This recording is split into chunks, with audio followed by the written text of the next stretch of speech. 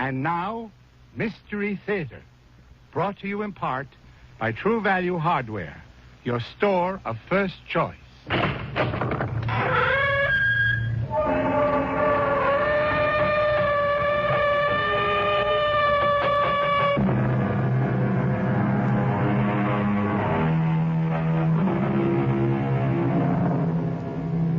Come in. Welcome. I'm E.G. Marshall. The world, it is said, has changed over the centuries, but people have not. Perhaps this is because all too often the human heart is more intent on seeking its own pleasure, satisfying its own selfish needs, than giving thought to others. But there is innocence, too, and love, and selflessness. And it is the interplay of these good and evil forces that form the warp and woof of the strange and horrifying tale I bring you now. Listen. Oh, Murray, I tell you it was Chris. I talked to him. Chris is alive. Andrea, Chris is dead. No, whoever is buried in that grave, it isn't Chris.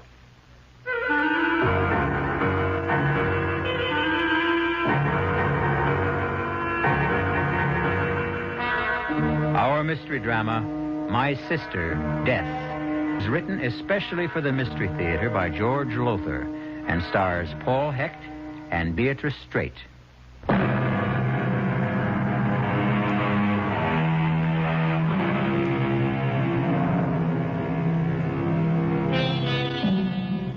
Come with me now to a cemetery near New York City. It is late afternoon. An afternoon of gloom and drizzle and cold, damp fog.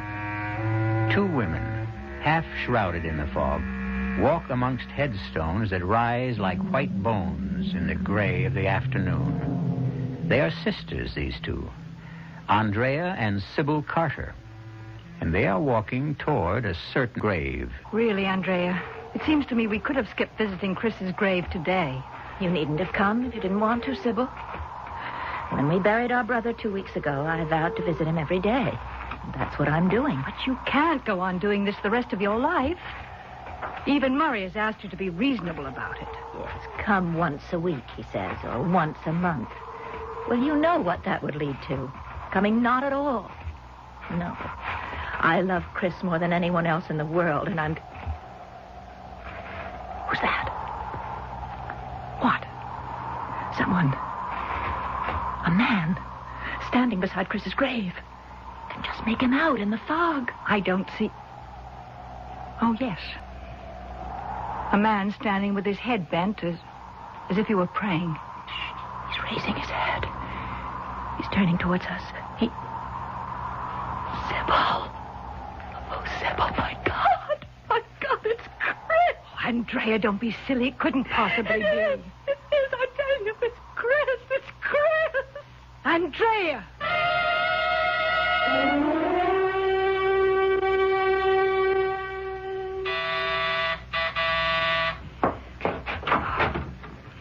Oh, Murray, come in. Sorry, I couldn't come the minute I got your call, Sybil. Oh, that's all right, Murray. I know how busy your law practice keeps you. Your estate, you mean, yours and Andrea's. Chris's death has raised all sorts of tax problems. I'm afraid his death has raised more problems than that. Yeah?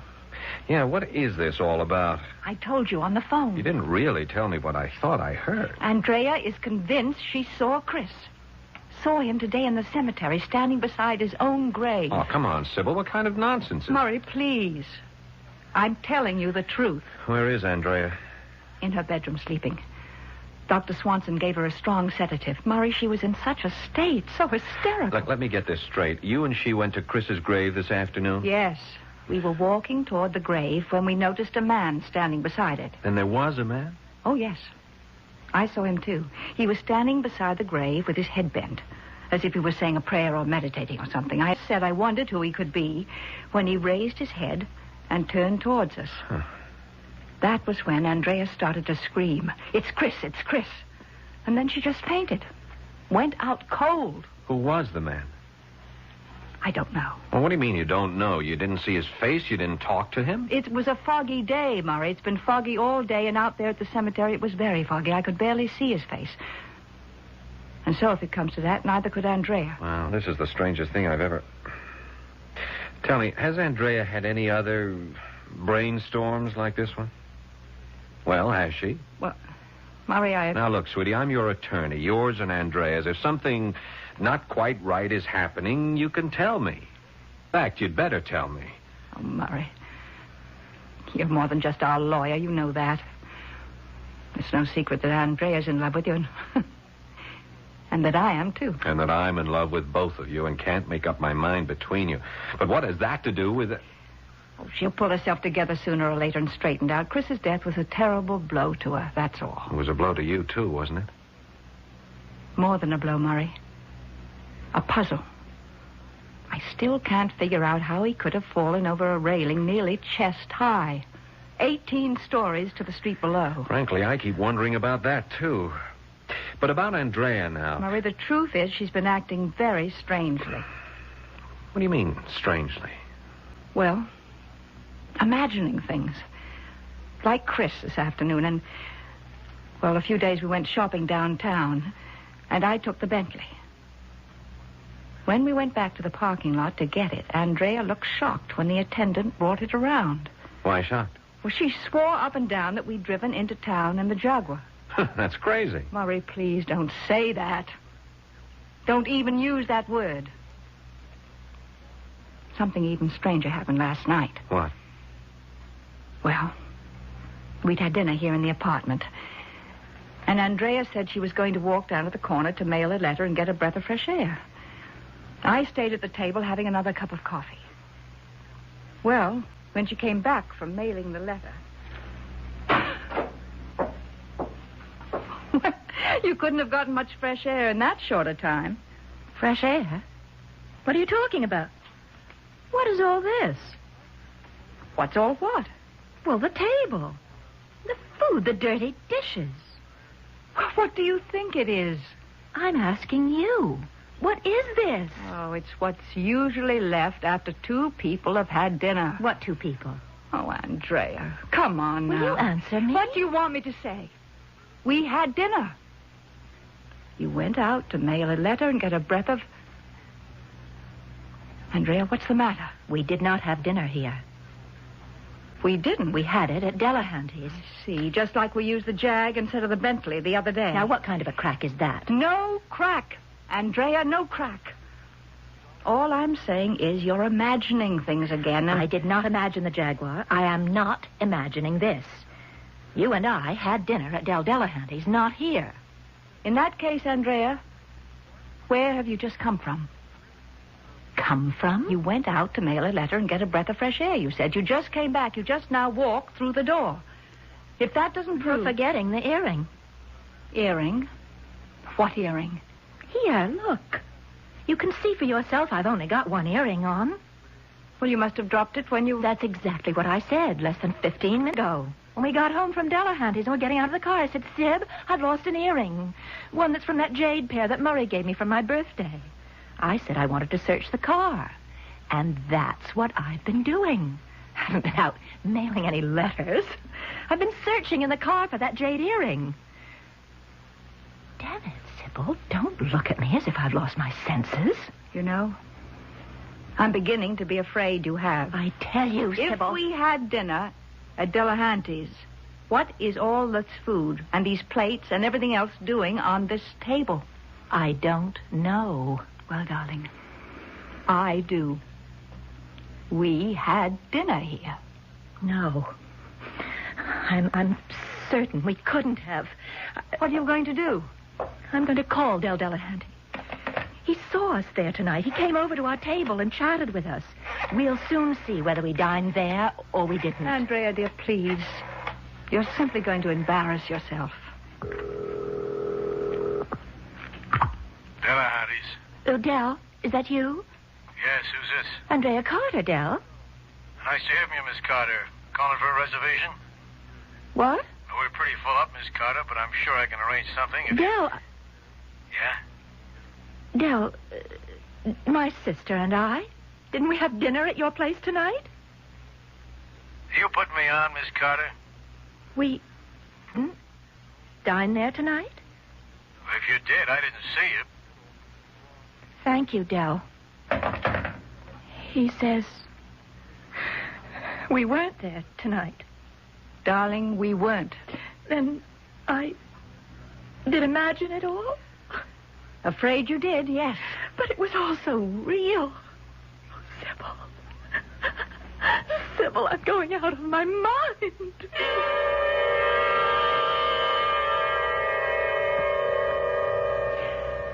And I had a real rough time with her then, too. Believe me, Murray. She was simply beside herself. Yeah.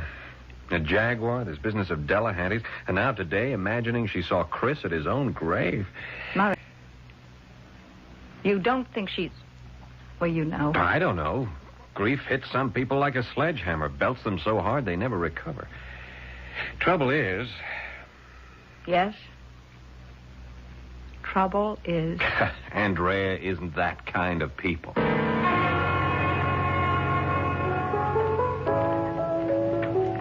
Well, Mr. Redmond. Hello, Del. Nice to have a future New York DA at my bar again. That'll be the day. That I make a district attorney, I mean. Me? I'd bet on it. You drink okay? Perfect. Long time no see. You've been busy, I guess, eh? Very. You too. I see Delahanty's is just as crowded as ever. No complaints. Carriage trade mostly. People that wouldn't go anywhere else but Delahanty's to dine and dance or just have a drink at a bar. Or gamble. How is that? Gambling does go on in the back room, doesn't it? Where'd you get an idea like that, Mr. Redmond? Oh, I have ways. If I'm going to help you win your bet and become DA someday, I got to keep on top of things, wouldn't you say, Del? Yeah. Well, nice having you with us again, Mr. Redmond. Hope to see more of you. Yeah. Before you go, Del. Yeah? A friend of mine, a lady friend, mentioned she thought she'd lost an earring here one night. An earring? Yeah, a jade earring. Would you know something about it, maybe? No, but we keep a lost and found box right behind the bar. Eddie, give me the lost and found box, will you? If it was lost here, Mr. Redmond, and we picked it up, it's sure to be... Well, thanks, Eddie. There we are. Let's see. Gold cigarette lighter. Look at them rings dames leave them in the powder room. Money clip. Oh, here. An earring. This what you're looking for, Mr. Redmond? Yeah. Yeah, this is exactly what I'm looking for, Del. Well, hey, that look on your face. You look like you found a lot more than an earring. I have, Del. I have.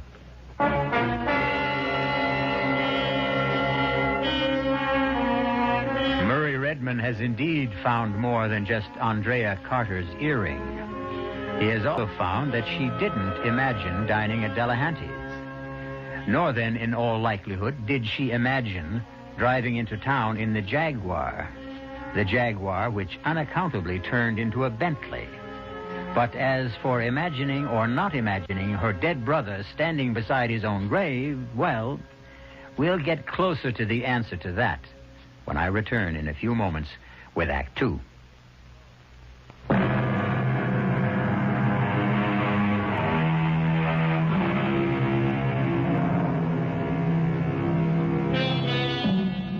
We are told that the proper study of man is man. Personally, I prefer to study women. Whether I did or not, I'm sure that had I been handsome young attorney Murray Redmond, unable to decide which of two wealthy sisters I wanted to marry, I'd have been absolutely intrigued by the curious circumstances which now seem to attend them. I'm not sure, however, that I'd have adopted Murray's direct approach.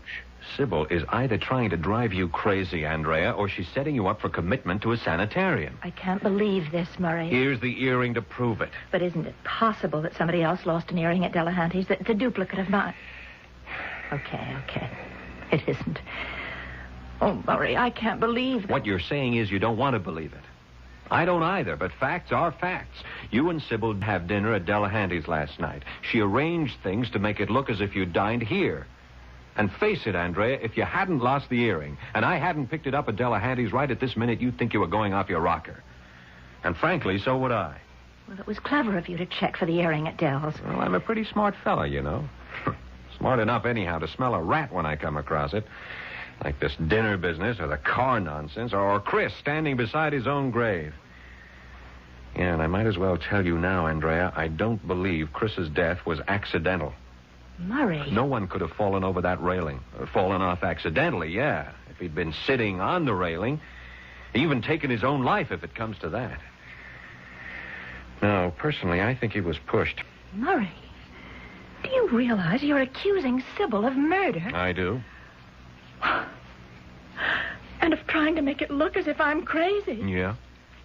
Well, why? Why would she do anything like that? Do you really want me to answer that? No. I suppose not.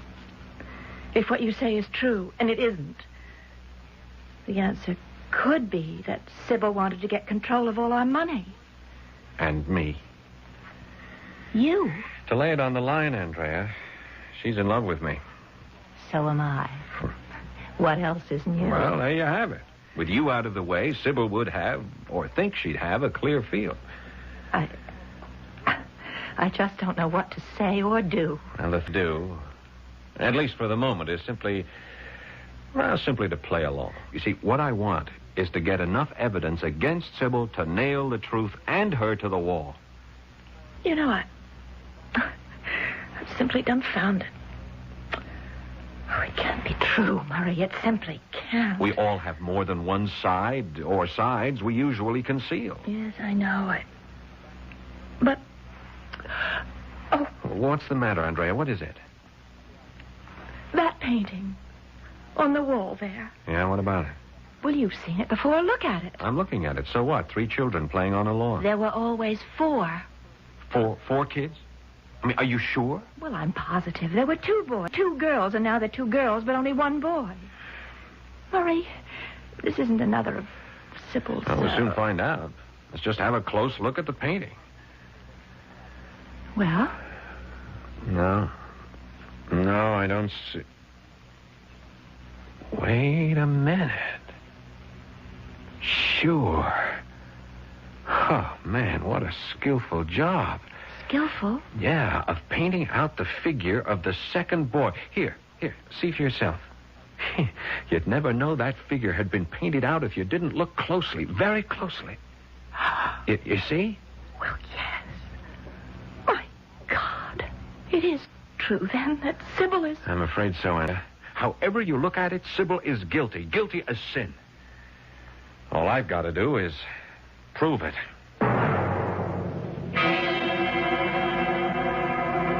You get the hell out of my office, Redmond, or I'll throw you out. Cool it, Del. Just cool it. Cool it? You come in here and call me crooked, accuse me of pulling some kind of fraud, and then tell me to cool it? All right, let's say I advise you to cool it. Look at this. The earring you picked up here last night. What about it? It belongs to Andrea Carter. It's one of a pair I gave her. She lost it out there in the restaurant while she was having dinner with her sister, the dinner you said never took place. I said? Andrea phoned you last night to ask if she and Sybil had dinner here. You said they hadn't. You lied, Del. Now, did you lie, huh? Okay, so I played a little joke. Somehow it doesn't strike me so funny. I'll tell you what does, though. Why, you and Sybil Carter teamed up to play this little joke on Andrea. Teamed up, me and Sybil Carter? What else? Look, Del, take a lawyer's advice. Open up. Spill everything. And do it now. Cop a plea? Like that? Something like that. Chris Carter, the brother. Yeah? He was into me for over 12 grand. He gambled like it was going out of style and always lost. Go on. So he falls off the terrace of their apartment and gets killed. Mm-hmm. I'm out 12 grand. I call up the Carters and I get the Sybil dame on the phone. I tell her how I'm out a dozen big ones and she tells me to drop dead. Oh? But the next day, she shows up here and says she'll pay the dough if I'll help her play a little joke on her sister. Pretty expensive joke, wouldn't you say? I didn't say anything. If she's willing to get me off the pad for 12 grand, I'm willing to help her play her joke. So where's the harm in that? Who gets hurt? Worse than hurt, Del. Somebody could get dead. Real dead.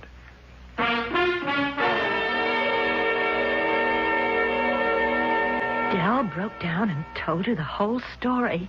Just like that? It surprised even me. I guess he's not as tough as he looks, or acts. Fact is, though, that earring of yours stopped him cold. I had him dead to rights, and he knew it. Murray. Yeah? I want to face Sybil with this. Face her right now. She's bound to try another trick, and probably soon. Mm-hmm. And that could be the one that hangs her. If it weren't for you. Oh, Murray. I'd be out of my mind. I'd be stark raving mad this minute. No, you wouldn't. No, you're too level-headed for that. Well, forewarned is forearmed. You know what Sybil's up to. We both do. So she can't win, and... Murray, when this is over, let's get married. I couldn't make up my mind which one of you I wanted for a wife, but I guess I can now. Andrea, I definitely can now.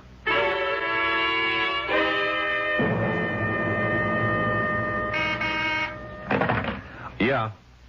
Oh, of course, Marcia. Send her in. Oh, come in, Sybil. Come in. I know I'm interrupting you. It's something important. You are, but you're worth it. Here, sit down. Thank you. How's Andrea? She's my reason for being here, Murray. Well, what do you want to tell me? Murray, I'm worried about Andrea. Terribly worried. You mean her nervous attacks? But they're more than that, I'm afraid. What you call nervous attacks seem more like delusions to me. I'm beginning to think that she is on the verge of insanity. Has something else happened? Yes. There's a picture on the wall of the living room. A painting of 3 children playing on a lawn. Yeah? Andrea swears that there were 4 children in the picture, not just 3. Or were there? 4 children in the picture, I mean. Well, of course not. There were always 3. Well, yes. You don't sound too sure. What I'm trying to say is, well, I couldn't swear in a court of law that there were always 3 children in the painting. Well, you know how we look at things after a while without seeing them. What I am saying is that if there are 3 children in the painting now, then there must have always been 3, not 4. Makes sense. Which Andrea's saying that there were 4 doesn't. That, combined with everything else that's happened since Chris died, has got me worried. It's something to worry about. So what I came to ask you, do you think I ought to get her to consult a psychiatrist? Might be a good idea. Would there be any danger in it? Danger? Well, I mean, if she went to a psychiatrist and he discovered that she was seriously ill, I mean, really insane, would she be committed or something like that? Well, it depends. On what? First of all, whether she was dangerous to herself, others. If he felt that she was, he'd certainly recommend placing her in a sanitarium where she could be cared for and perhaps, in time, cured.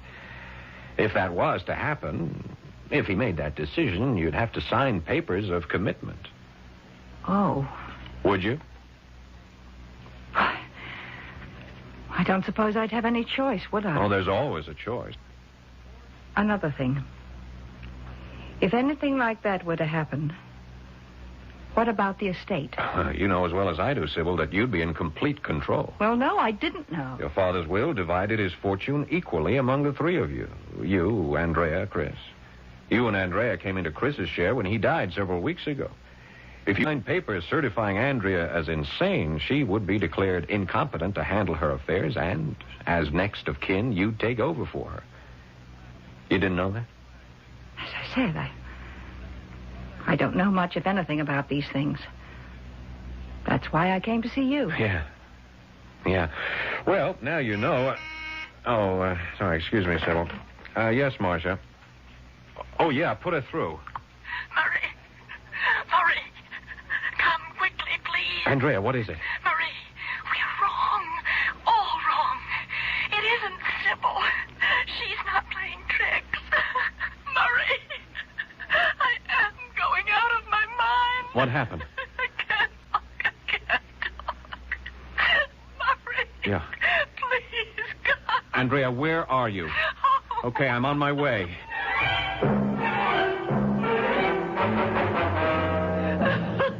Andrea, you've got to get control of yourself. What is it, dear? What happened? I I went to the cemetery to visit Chris's grave. Yeah, I know that. And a man was standing beside the grave like the other day, Sybil. Yes, dear, yes. And like the other day, as I walked towards the grave, he lifted his head and looked straight at me. It was Chris. Honey, the man we saw the other day wasn't Chris. And neither was this one. It was Chris. The way you sound, you sound as if you actually believe. I do believe it was Chris. He talked to me. He what? He said, as I came towards him, he held out his arms to me and he said, "Hi, sis. Thanks for coming." And it was his voice? His voice. His face. Oh, Murray, I tell you, it was Chris. It was Chris. To the life.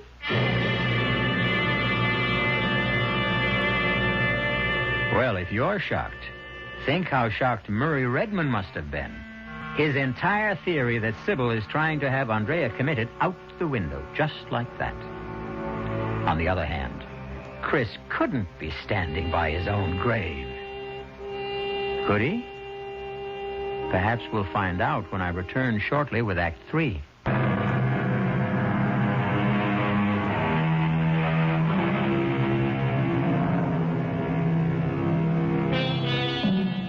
It is almost axiomatic that at those moments in life when we are absolutely sure we are right, something happens that shocks us with the knowledge that we are absolutely wrong. Assuredly, that is what has just happened to Andrea Carter and Murray Redmond. Convinced that beyond a shadow of a doubt, Andrea's sister Sybil is trying to set her up for commitment to an asylum, they are stunned to realize that this may not be the case at all.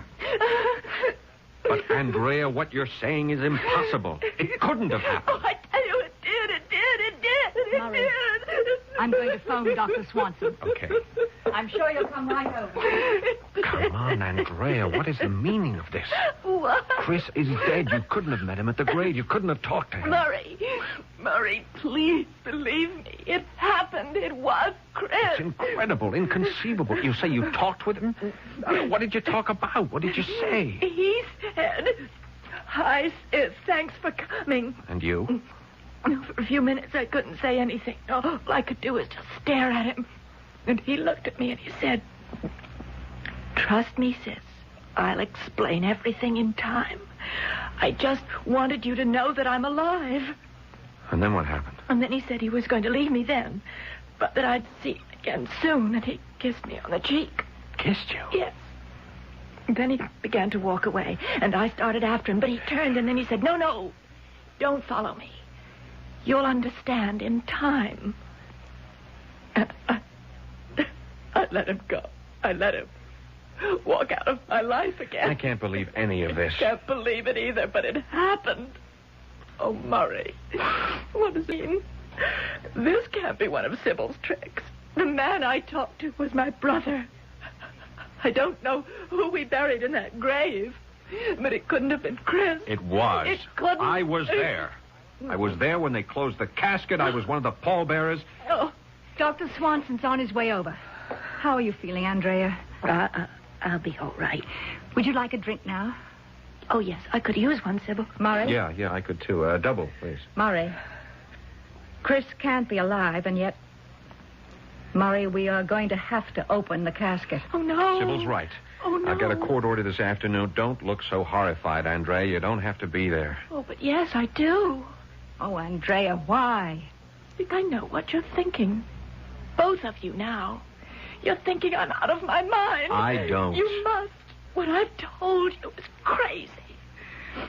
Well, I want to be there when you open that grave and see for yourself the proof that I'm sane. Or what, dear? Mad. Stark mad.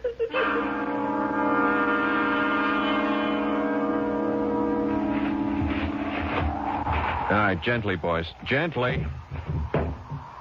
Open her up now, Mr. Redmond. Yeah.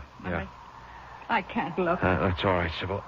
Look, why don't you just go over there under the trees. You don't have to look, Andrea. I must.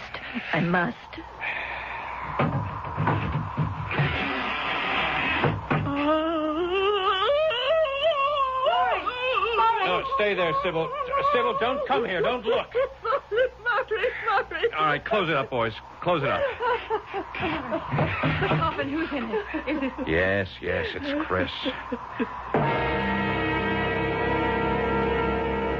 And for the last time, Andrea, I do not think you're crazy. You're as sane as I am. Then, my meeting with Chris and talking to him, it was a trick. Yes. But how could it have been done? How could Sybil have managed it? I don't know. You said that Sybil is clever. I'd say she's diabolically clever. Andrea, I brought this along. I want you to take it, and I want you to keep it near you. A gun? Yeah. Murray, I'm scared to death of guns. I couldn't even touch that thing. Now, listen to me. There's no question in my mind now that Chris's death was not accidental. Sybil... He was pushed off that terrace out there. I'm sure of it. I'm equally sure that Sybil may try to kill you. Oh, no. It's a possibility. Oh. Her plan to have you committed is not working out, not as fast as she'd like to. I'm trying to stay just one jump ahead of her. It seems to me she just might try to kill you and make it look like an accident. Like with Chris? Yes. Here, take it. Oh, but Take it. And keep it near you at all times. You understand? At all times.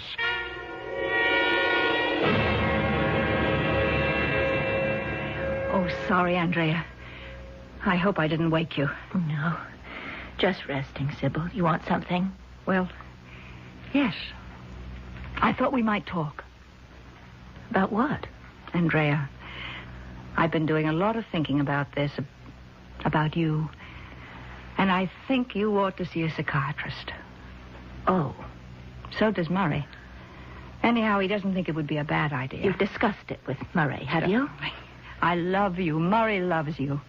It was only natural to go to him for advice. You are lying, and you know it. What are you talking about? You are either trying to drive me out of my mind or trying to make it look as if I am so that you can have me committed. Andrea! Everything that's happened to me since Chris's death, which was no accident, Sybil. You killed him. Everything that's happened since then. Every strange, incredible thing. That business with the cars, the dinner bit. The painting with only 3 children in it instead of 4. Oh, yes. And even my meeting with Chris. Chris in the flesh. I don't know how you managed that. But it's all been arranged. Every single thing arranged by you. Why should I do such things to you? To get control of the money that we share jointly. To get Murray for your husband. You are out of your mind. To think that I would do anything so vicious, so depraved. Yes, vicious and depraved. You. And when I realized it, when I could no longer hide it from myself and had to face it, that my sister, the sister I loved devotedly, had murdered our brother. Andrea. And was now tricking me into thinking I was going out of my head. When I realized that, Sybil, I didn't want to live anymore. I wanted to die. Oh, Andrea, I wanted dearest. to die. What are you doing? Murray gave me this gun to protect myself with against you. I told him I'm scared of guns. I'm afraid even to touch them. But I didn't tell him why. I didn't tell him. I was afraid I'd use it on myself. Andrea, no! Yes, I can't go on living, Sybil. All that meant anything to me is gone. Chris is dead. You've turned on me. You want me dead and out of the way so that you could have the money and Murray. Right, then. You shall have what you want now. Give me that gun. Give me your bicycle. No. Give it. Sybil. Sybil.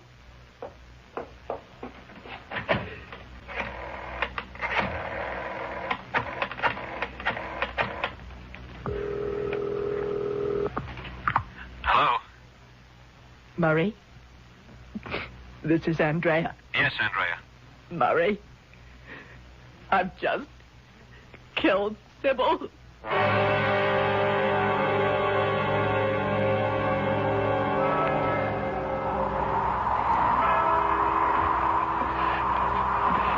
Shall we go now, Andrea?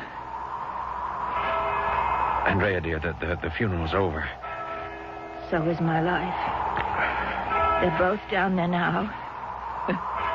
Side by side. Under the ground. Chris and Sybil. Come on.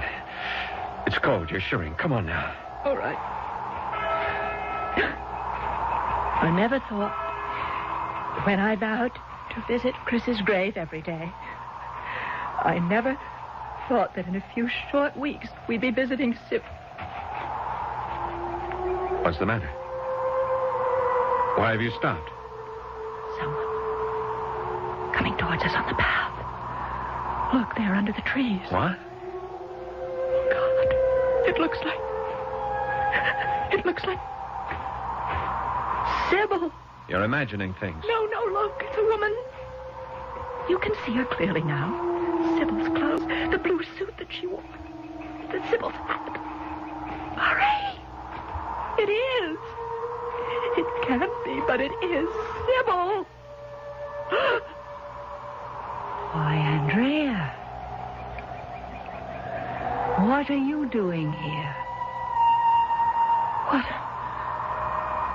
are you doing here? I came to visit Chris. Murray! Easy, Andrea. Murray, it's Sybil. No, dear, there's no one here but us. You're imagining things. I'm not. Sybil, it's you, isn't it? Of course. But you're dead. You're dead. Dead? I'm very much alive, as you can see. I killed you. Shot you to death. My God. We just buried you. Come on now, Andrea. I want you home. I'll get you a sedative. She's there, I tell you. I don't see anyone. I do. Heaven, help me. I'm mad. I'm out of my mind. Murray. Help me. I've done a terrible thing and I'm being punished. But you've got to help me. Save me. Terrible thing? What terrible thing, Andrea? I killed Sybil deliberately. I murdered her, Murray. I murdered her just as I murdered Chris. You? I pushed him off the terrace to his death. I shot Sybil to make it look like an accident. Oh, I knew if I pointed the gun at my head, she'd try to take it away from me. The tricks and all that happened. Sybil wasn't playing the tricks. I was. You, Andrea? You played those tricks? You hear, Murray? You hear? I'm listening, Andrea. No. You heard Sybil. There is no Sybil heaven, here. Forgive me, Chris. Forgive me, Sybil. Forgive me. Of course. But why did you do all this? To make it look as if you were trying to get me out of the way, when all the time I was planning to do away with you. It was all a trick. It was nothing but a trick. Yes, a trick that's backfired, I'm afraid.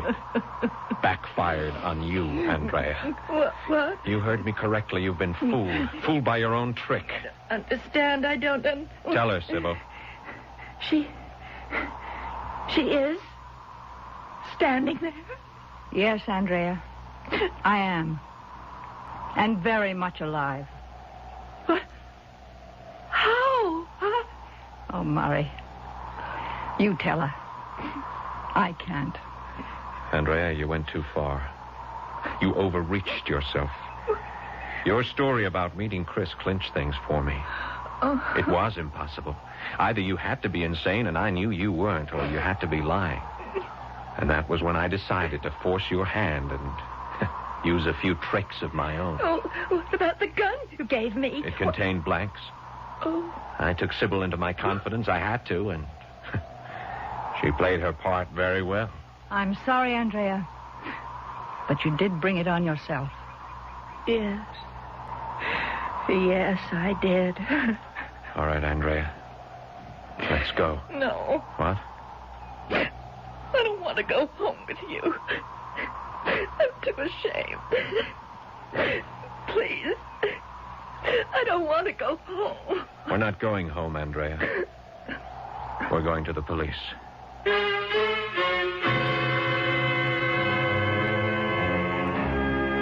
As I said at the outset, the world changes, but people do not. There are those who believe this planet we inhabit is a school where we are sent by God, by Providence, what you will, to learn to be better. Experience, of course, is the teacher, a harsh teacher, but an effective one.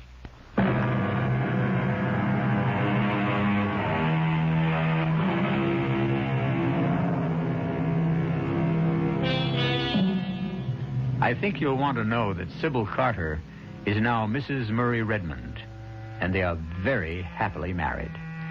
Andrea is living quietly and comfortably in a sanitarium. For as it turned out, strangely enough, this woman who pretended that her sister was trying to drive her mad really was. Our cast included Beatrice Straight, Paul Hecht, Marian Seldes, and George Petrie. The entire production was under the direction of Himan Brown. This is E.G. Marshall inviting you to return to our Mystery Theater for another adventure in the macabre. Until next time, pleasant dreams.